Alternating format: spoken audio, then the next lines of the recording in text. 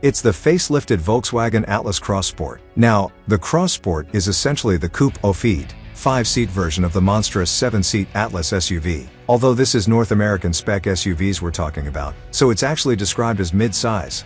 The Atlas Cross Sport was first unveiled back in late 2019, but it's been given a thorough refresh for the 2024 model year with a fresh front end, new lighting, more tech, and a fancier interior.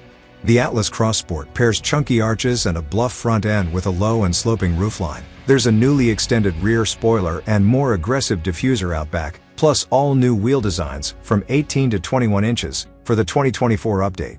LED lights are standard all round, and on all but the entry-level trim you get a full-width light bar across the front of the car with an illuminated VW logo. There's a hefty light bar across the rear too, as well as a chrome strip with Atlas branding and another illuminated logo. There'll be no missing who makes the Atlas Cross Sport when it rolls by at night.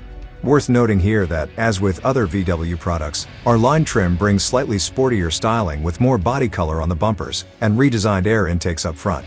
In terms of dimensions, the Atlas Cross Sport is 195.6 inches long, 78.3 inches wide, and 68.1 inches tall, making it 5.2 inches shorter in length than the full-size Atlas.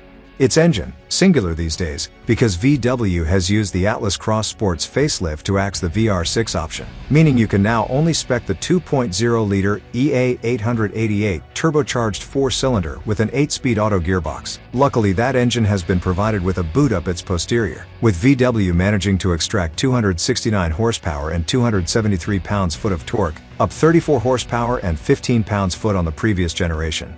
The entry-level SE trim can only tow 2,000 pounds, but every other Atlas Cross Sport now gets a towing capacity of 5,000 pounds with a brake trailer, and a trailer hitch is fitted as standard. All trim levels also get the option of 4-motion all-wheel drive.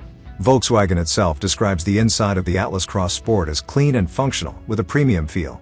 So, you get new materials, a smarter design, and a 10.25-inch digital dial display paired with a 12-inch infotainment screen. Prices in the US start at $36,985 for the entry-level SE trim, rising to $51,880 before options for the top Spec-Cell Premium are line. The Atlas Cross Sport is a very competent two-row family SUV, but it really does lack character.